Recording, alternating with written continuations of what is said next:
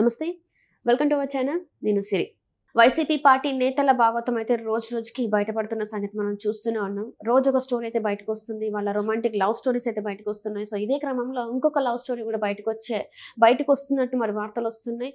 ముంబైకి చెందిన ఒక హీరోయిన్ అయితే బలవంతంగా విజయవాడకి తీసుకొచ్చారని చెప్పేసి కొన్ని వార్తలు అయితే వస్తున్నాయి. ఇంతగా నేత ఎవరు, ఇంతగా హీరోయిన్ ఎవరు అనేది మనకి వివరించడానికి మనతో పాటు ఉన్నారు ప్రముఖ senior journalist, political analyst CS Rao garu. నమస్కారం సార్. ఇప్పుడు చూస్తుంటే వైసీపీ నేతల భాగవతం అంటే లవ్ స్టోరీస్ అనాలో వీటిని ఇంకే స్టోరీస్ అనాలో తెలియదు, కానీ రోజుకొక స్టోరీస్ అయితే బయటకు వస్తున్నాయి. ఎలా ఉన్నాయి చూస్తుంటే, ఒక్కొక్కటి బయటకు వస్తుంటే ఒక లేడీగా, ఒక పెళ్లి కానిటువంటి ఒక యాంకర్గా ఇవన్నీ చూస్తుంటే ఏమనిపిస్తుంది? కోపం వస్తుందా, నవ్వు వస్తుందా నీకు? అంటే ఒక బాధ్యత గల అధికారిగా ఉండి ఏమైతే చేస్తున్నారు కాబట్టి ఇట్లాంటి వాళ్ళకి ఇంకా నెక్స్ట్ టైం కూడా ఇవ్వదు. ఎందుకంటే వీళ్ళని చూసి చాలా మంది నేర్చుకునే పరిస్థితులు ఉన్నాయి కాబట్టి ఇప్పుడున్న కాలంలో. సో వీళ్ళని నిజంగానే బహిష్కరిస్తే మంచిదేమో అనిపిస్తుంది. సో బహిష్కరించాలి. ఎవరు బహిష్కరించాలి? సమాజమే బహిష్కరించాలి. మార్పు అనేది ప్రజల్లోనే రావాలి. అది ప్రజల్లో రావాలి. ప్రజలు ఆలోచించాలి. ప్రజలు ఆలోచించి ప్రజలు శాశ్వతంగా వాళ్ళని సమాజానికి దూరంగా ఉంచాలి. లేదంటే వాళ్ళ రొమాన్స్ మళ్ళీ ఎక్కువ అవుతుంది. అది ఎటు నుంచి ఎటు వెళ్ళిద్దో తెలియదు. ఇప్పుడు మనం వరుసగా వస్తున్నటువంటి వీడియోస్ని చూస్తున్నాం. వాళ్ళ పల్వర్షన్ ఎలా ఉందని చూస్తున్నాం.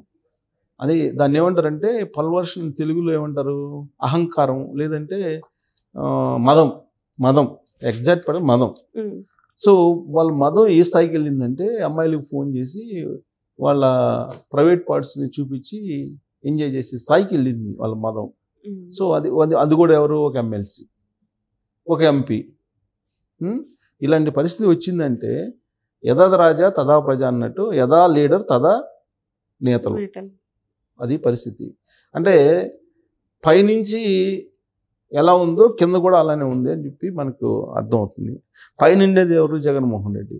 ఆయనేమో నేరస్తుడు, ఆయన కేసులు ఉన్నాయి, ఆయన మీద అనేక ఆరోపణలు ఉన్నాయి అని చెప్పి గత 15-20 సంవత్సరాల నుంచి ఆయన మీద చెప్తూనే ఉన్నారు. కానీ ప్రజలు నమ్మలేదే. 2019లో అధికారం ఇచ్చారు కదా, లేదమ్మా 1,00,000 కోట్లు దోసేశారు, మీరు నమ్మండి అని చెప్పి వంగి దండాలు పెట్టి చెప్పాడు చంద్రబాబు నాయుడు. అతను నమ్మద్దు మీరు, అతను నమ్మితే రాష్ట్రం బస్సు పట్టిపోద్ది, అతను ఒక కిట్ ప్రోకో చేసినటువంటి ఆర్థిక నేరగాడు, ఆర్థిక ఉగ్రవాది అని చెప్పి అనేక పదాలను ఉపయోగించి ఆంధ్రప్రదేశ్ ప్రజలకు తెలియజేసేటువంటి ప్రయత్నం చంద్రబాబు నాయుడు చేశారు. కానీ ప్రజలు నమ్మలేదుగా. ప్రజాకోర్టులో చంద్రబాబు నాయుడిని కాదని జగన్మోహన్ రెడ్డికి 2019లో అధికారం ఇచ్చారు. సీన్ కట్ చేస్తే మొత్తం కుంభకోణాలు 2019 నుంచి 2024 వరకు తీస్తే లిక్కర్ కుంభకోణం, భూ కుంభకోణం, మైనింగ్ కుంభకోణం, శాండ్ కుంభకోణం, ఇంకా అన్ని కుంభకోణాలు, అన్ని రకాల కుంభకోణాలు అయిపోయిన తర్వాత ఎట్టకేలకు మేలుకున్నారు ఆంధ్రప్రదేశ్ ప్రజలు. 2024లో ఓడించారు. ఓడించి కింద కూర్చోబెట్టారు. ప్లస్ 11 మంది ఎమ్మెల్యేలు పరిమితం చేశారు. ఆ తర్వాత వాళ్ళు చేసినటువంటి పాత కథలన్నీ బయటకు వస్తున్నాయి ఒక్కోటి. అంటే అప్పటి వరకు ప్రజలు అనుకున్నారేమో ఓన్లీ ఇవి మాత్రమే జరుగుతున్నాయని. ఇప్పుడు మాత్రం అసలు ఈ 5 సంవత్సరాలు ఈ కుంభకోణాలే కాదు, అవినీతివే కాదు, ఇవి కూడా వాటితో పాటు ఈక్వల్గా ఉన్నాయేమో అనిపిస్తుంది సార్. అంటే నేటికి ఒక స్టోరీ లాగా వస్తుంది, రోజు ఒక స్టోరీ వస్తుంది. ఇవన్నీ ప్రజలకు తెలిసి ఉంటుంది, గతంలో కూడా తెలిసే ఉంటాయి. ఎందుకంటే బాధితులు ఎవరైతే ఉన్నారో వాళ్ళకి తెలియకుండా ఇవి జరగవు కదా. కానీ అప్పుడు ఎందుకు బయట పెట్టలేదు? అధికారం ఉంది, పోలీసులను ప్రయోగిస్తారు అని భయపడ్డారు. భయపడి బయట పెట్టాల. ఇప్పుడు ప్రభుత్వం పోయింది కాబట్టి ఇంక భయం లేదు కాబట్టి, రక్షించేటువంటి ప్రభుత్వం ఉంది కాబట్టి ఇప్పుడు ఒక్కోటి బయటకు వస్తున్నటువంటి పరిస్థితి. ఇప్పుడు లేటెస్ట్గా బయటకు వచ్చినటువంటి అంశం ఏంటి? ముంబై హీరోయిన్ తీసుకొచ్చి అక్కడ విజయవాడలో ఉండేటువంటి VTPS అనేటువంటి గెస్ట్ హౌస్లో పెట్టి 18 రోజుల పాటు ఆవిడని చిత్రహింసలు పెట్టి 4 రకాలుగా అనుభవించేసి, ఉల్టా ఆమె మీదనే కేసు పెట్టి వాళ్ళ కుటుంబీకుల్ని ఆవిడ్ని జైల్లో పెట్టించారు. పెట్టించింది ఎవరు? ఒక IPS అధికారి, ఒక CI, ఒక SI. మరి ఒక IPS అధికారి, ఒక CI, ఒక SI తెలుసుకుంటే నిజాయితీ పరునైనా లోపల పెడతారు కదా. చంద్రబాబు నాయుడు లోపల పెట్టారు కదా. మామూలు పెట్టడానికి ఏముంది? జనరల్గా పోలీసులు కొంతమంది ఏం చెప్తుంటారంటే, పోలీసు వాళ్ళు తలుచుకుంటే ఏదైనా చేస్తారు. నీ మీద కేసు పెట్టాలి, జైల్లో పంపించాలి, నువ్వు మాట వింటలేదు కాబట్టి జైల్లో పంపించాలి. వాళ్ళకు ఉండేది కాకి డ్రెస్ ఉంది కదా, కాకి పవర్ తీసుకొచ్చి ఒక గంజాయి వాళ్ళే వేస్తారు నీ మీద. అవును సార్. నీ మీద గంజాయి కేసు బుక్ చేస్తారు. గంజాయి కేసు బుక్ చేసి నిన్ను జైలుకి పంపిస్తారు. నువ్వు మాట వింటే ఓకే, మాట వినకపోతే ఇది చేసేది. సో ఈ విధంగా టార్చరు పెట్టినటువంటి సందర్భాలు 2019 నుంచి 2024 వరకు అనేకం ఉన్నాయి. ఒక్కోటి బయటకు వస్తున్నాయి. ఇప్పుడు ముంబైకి సంబంధించినట్టు హీరోయిన్ బయటకు వచ్చింది. 18 రోజుల పాటు ఉంచుకున్నారండి. ఎందుకు ఉంచుకున్నారు? ఏం చేశారు? ఒక గెస్ట్ హౌస్ లో ఎందుకు ఉంచుకున్నారు? వీళ్ళకి రాష్ట్రం మీద ఉండే ధ్యాస తక్కువ, మిగతా వాటి మీద ధ్యాస ఎక్కువ అనిపించింది సార్. అంటే ఇప్పుడు వాళ్ళకి రాష్ట్రం మీద అవగాహన ఉంటాయి కదా, అభివృద్ధి గురించి లేదంటే రాష్ట్రం మీద అవగాహన ఉంటాయి కదా. ఈ రోజు ఎవరు వస్తున్నారు, డబ్బులు ఎంత తీసుకుందాం, ఇదే కదా. ఎందుకంటే ఇప్పుడు ఈ మొత్తం ప్రపంచం మొత్తం రెండింటి మీద ఉంటుందని చెప్పేసి వేణు ఆస్ట్రాలజిస్ట్ కమ్ అనలిస్ట్ చెప్పాడు. మనీ అండ్ షీ, అంతే కదా. మనీ అండ్ షీ అనేది అందరికి అది యాక్సెప్ట్ చేయాల్సినటువంటి కొటేషన్. అది మనీ పుష్కలంగా వచ్చేస్తుంది, జనం డబ్బు, అవినీతికి పాల్పడ్డారు. నెక్స్ట్ ఏం కావాలి? అమ్మాయి కావాలి, షీలు కావాలి. కాబట్టి ఈ షీలు ఎక్కడున్నారు ఏంటి అనేది వాలంటీర్లు ఉన్నారు కదా. ఒంటరి మహిళలు ఎక్కడున్నారు, టీనేజ్ మహిళలు ఎక్కడున్నారు, ఎవరెవరు వీక్నెస్లు ఏమున్నాయి అని చెప్పడానికి 50 మందికి 50 ఏళ్ళకి ఒక వాలంటీర్ ఉన్నారు కదా. ఇదే విషయాన్ని పవన్ కళ్యాణ్ చెప్పాడుగా. పవన్ కళ్యాణ్ అనేక సందర్భాలు చెప్పాడు, ఈ వాలంటీర్ల ద్వారా ఒంటరి మహిళలు ఎవరున్నారు, వాళ్ళ బలహీనతలు ఏంది తెలుసుకొని చెప్పి హ్యూమన్ ట్రాఫికింగ్ చేస్తున్నారు ఆంధ్రప్రదేశ్లో అనేటువంటి విషయం పవన్ కళ్యాణ్ ఎన్నికల సందర్భంగా చెప్పారు. ఎన్నికల ప్రచారంలో దాదాపు 30,000 మంది కిడ్నాప్ అయిపోయారు, వాళ్ళు ఏమైపోయారు తెలియట్లేదని చెప్పి ఆందోళన కూడా వ్యక్తం చేశారు కదా. ఆ సందర్భంగా పవన్ కళ్యాణ్ మీద వీళ్ళందరూ కలిసి సోషల్ మీడియాని వేసి చేసుకుని అనేక రకాలుగా దాడి చేశారు కదా, వ్యక్తిత్వ హననం కూడా చేశారు కదా ఆయన్ని. సో కాబట్టి గత ప్రభుత్వం యొక్క రాక్షస పాలన ఎలా ఉందనే దానికి ఇప్పుడు బయటకు వస్తున్నటువంటి అంశాలను ఇప్పుడు చూస్తే కనుక అర్థమవుతుంది. ఇప్పుడు ఆ హీరోయిన్ ఎందుకు తీసుకొచ్చిందంటే విజయవాడకు సంబంధించినటువంటి ఒక వైఎస్ఆర్ కాంగ్రెస్ పార్టీకి సంబంధించినటువంటి పొలిటీషియన్ కమ్ ఇండస్ట్రియలిస్ట్, ఆయన కుమారుడు పెళ్లి చేసుకోబోయాడు. వాళ్ళిద్దరు లవ్ చేసుకున్నారు.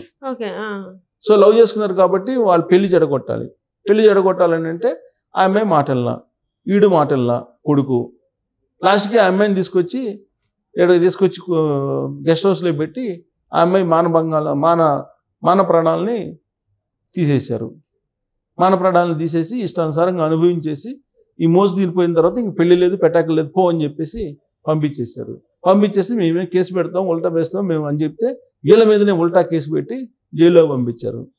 జైల్లో పంపించినట్టు ఐపీఎస్ ఆఫీసరు ఎవరు అనేది బయట రావాలి, ఆ సిఐ ఎవరు, ఆ ఎస్ఐ ఎవరో బయట రావాలి.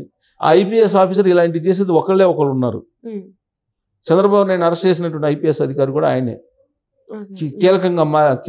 కీలక సూత్రధారి, మొత్తం పథక రచన చేసింది కూడా ఐపీఎస్ అధికారే.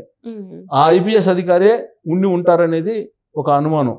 పొలిటికల్ సర్కిల్లో కూడా అదే జరుగుతుంది. ఎందుకంటే గతంలో కూడా విజయవాడలో ఒక మహిళ విషయంలో కూడా ఆయన ఇలాంటి ఎపిసోడ్లోనే ఉన్నాడు.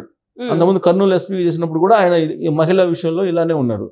ఇప్పుడు అదే ఐపీఎస్ అధికారి ఇప్పుడు ఈ ఇష్యూలో కూడా ఉన్నారనేది పొలిటికల్ సర్కిల్స్లో నడుస్తుంది చర్చ. ఐపీఎస్ అధికారి ఎవరు, ఆ సిఏ ఎవరు, ఆ ఎస్ఐ ఎవరు అనేది బయటకు రాబోతుంది. ఇప్పుడైతే వాళ్ళు వచ్చి కేసు పెట్టారు, ఇలా జరిగింది మమ్మల్ని ఈ విధంగా చేశారని చెప్పి ఇప్పుడు ఉన్నటువంటి ప్రభుత్వానికి కంప్లైంట్ చేశారు. వాళ్ళు కంప్లైంట్ చేయబట్టి గతంలో జరిగినటువంటి ఎపిసోడ్ బయటకు వచ్చింది. ఈ మొత్తం వ్యవహారం అసలు ఏం జరిగింది ఏంటి అనేది మొత్తం బయట రావాల్సి ఉంది. ఇప్పుడు ఉన్నటువంటి ప్రభుత్వానికి పెద్ద సవాల్ ఏంటంటే ఈ ఇష్యూసే పెద్ద సవాలు. ఇప్పుడేని అనంతబాబు నిన్న కాక మొన్న బయటకు వచ్చింది. ఈ అనంతబాబు ఊరికి ఒకళ్ళు ఇద్దరిని పెట్టుకున్నాడంట. మాట వినే వాళ్ళకేమో డబ్బులు, మాట వినని వాళ్ళ మీదేమో కేసులు భయపించి ఆయన ఎవరు నచ్చితే వాళ్ళ మీద అత్యాచారం చేయటం, వాళ్ళని ఉంచుకోవటం. ఊరికొకళ్ళు ఆ గిరిజన ప్రాంతం, అది రంపచోడవరం అనేది గిరిజన ప్రాంతం. ఆ గిరిజన ప్రాంతంలో వాళ్ళ అమాయకులను భయపెట్టి ప్రలోభపెట్టి రకరకాలుగా చేశాడు అనేది ఆయన మీద ఉన్నటువంటి ఆరోపణలు. ఇప్పుడు ఆయన మీద కేసులు పెట్టడానికి కూడా కొంతమంది వస్తున్నారు. అక్కడ ఉండేటువంటి ఎమ్మెల్యేనే ఒక రిపోర్ట్ ఇచ్చింది అతని మీద. అంతకుముందు వాళ్ళ డ్రైవర్ని చంపి డోర్ డెలివరీ చేసి జైలుకు పోయిచ్చాడు. అంతకుముందు సరే అతను వీడియో మళ్ళీ మొన్న బయటకు వచ్చింది. అంతకుముందు గోరంట్ల మాధవ్ మాజీ ఎంపీ, ఆయన హిందూపురం లాంటి ప్లేస్లో ఎంపీగా అక్కడ ఉండేటువంటి ఓటర్లు ఆయనకు అవకాశం ఇచ్చారు. ఇస్తే ఆయన చేసిన పని ఏంటి, దేశవ్యాప్తంగా ఆయన అందమైన బాడీని అందరికి చూపించాడు. అంత తర్వాత అంబటి రాంబాబు గంట అరగంట సంజన అంటూ ఆయన, ఆ తర్వాత తర్వాత ఆ గుడివాడ అమర్నాథ్ ఆయన ఆ స్టోరీ ఒకటి, అవంతి శ్రీనివాస్ ఆయనది ఒకటి, దువ్వాడ శ్రీనివాస్ ఒకటి, విజయసాయి రెడ్డిది ఒకటి, ఇట్లా చెప్పుకుంటూ పోతే మొత్తం టీం మొత్తం ఇలానే ఉన్నట్టు అనిపిస్తుంది. ఇప్పుడు ద్వారంపూడి చంద్రశేఖర్ రెడ్డిది ఎప్పుడు వస్తుందని అందరూ వెయిట్ చేస్తున్నారు. ఆ ద్వారంపూడి చంద్రశేఖర్ రెడ్డిది అయితే ఫోటోలతో సహా ఉన్నాయని చెప్పి జనసేన నేత బొలిశెట్టి శ్రీనివాస సత్యం ఆయన చెప్తున్నాడు. ఆయన బొలిశెట్టి సత్యం అనుకుంటా ఆయన పేరు, ఆయన చెప్తున్నాడు. మరి ఇవన్నీ ఒక్కొక్కటి బయటకు వస్తుంటే మరి వీటిని ఏం చేయాలి? ప్రైవేట్ ఇష్యూస్ అని కామ్గా ఉండాలా, లేదంటే ఇవన్నీ కూడా రొమాన్స్ పండించాలని చెప్పేసి అనుకోవాలా, లేదంటే వీళ్ళ మీద కేసులు పెట్టాలి? సుప్రీంకోర్టు నామ్స్ ప్రకారం అయితే ఒక జంటు లేడీ ఇష్టపడితే ఇబ్బంది వెళ్ళ, కానీ ఇష్టపడకుండా చేసిందని నేరం కింద పరిగణించాలి. మరి నేరం కింద పరిగణించి ఈ కేసులన్నింటిని తీసుకుంటే ఈ విచారణ సరిపోద్ది ఇప్పుడు ఈ ప్రభుత్వానికి. అభివృద్ధి దిశగా ఆలోచించే పరిస్థితి ఉండదు, లా అండ్ ఆర్డర్ దిశగా పోలీసులు దృష్టి సారించే అవకాశం ఉండదు. అన్ని కేసులు ఉన్నాయని చెప్పి అంటున్నారు. మరి అసలు ఇది ఇప్పుడు ముంబై హీరోయిన్ అంటున్నారు కాబట్టి ఆ ముంబై హీరోయిన్ ఎవరు ఏంటి, అసలు ఐపీఎస్ ఎవరు, ఆమెని ట్రాప్ చేసింది ఎవరు, ఇవన్నీ బయట రావాల్సింది. Right sir, thank you so much. Thank you.